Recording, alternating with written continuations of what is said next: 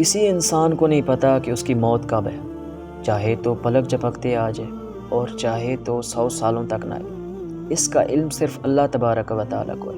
لیکن ایک چیز ہم جانتے ہیں کہ اگر کوئی انسان علم سیکھتے سیکھتے اس دنیا سے گیا نا تو اس کو شہید کے مرتبے سے نوازا جاتا ہے، اور پھر آپ تو جانتے ہیں شہید کا کتنا مرتبہ ہے۔ امید کرتا ہوں اسی مثال کے ساتھ کہ آپ میری ویڈیو کو پورا دیکھیں گے۔ آج کی ویڈیو میں ہم بات کریں گے کہ عقائد کا علم سیکھنا کیوں ضروری ہے، اس کے بارے میں حکم کیا ہے۔ میں بتاتا چلوں کہ یہ ایک انتہائی اہم امر ہے۔ جب ایک انسان عقیدہ جان لیتا ہے تو وہ صحیح مسلمان بنتا ہے۔ ہم تو صرف نام کے مسلمان ہیں نا، لیکن جب ہم عقیدہ جان لیتے ہیں تو صحیح پکے مسلمان بن جاتے ہیں، اور جو نہیں جانتا وہ انکار کرتا رہتا ہے، وہ گمراہ ٹکا رہتا ہے۔ اچھا چلیں آگے ابتدا کرتے ہیں ہماری ویڈیو کی۔ عقیدے کا علم جاننا فرض ہے۔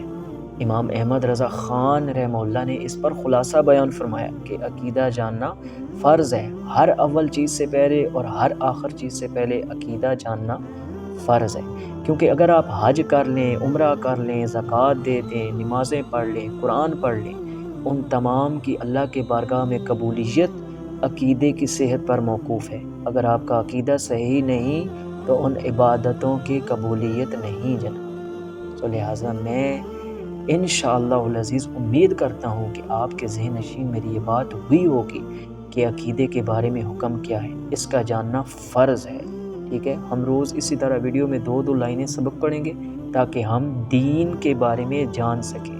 میں امید کرتا ہوں کہ آپ میرے پیج کو اور ہمیں اور ہماری کمیونٹی کو بڑھائیں گے، سپورٹ کریں گے تاکہ دین عام ہو سکے۔ آقا علیہ السلام کے دین کو عام کرنا ہی ایک مسلمان کا مشن ہونا چاہیے۔ ملیں گے ایک اور ویڈیو میں ایک نئے سبق کے ساتھ، تب تک کے لیے فی امان اللہ، اپنا خیال رکھیں۔ جزاک اللہ۔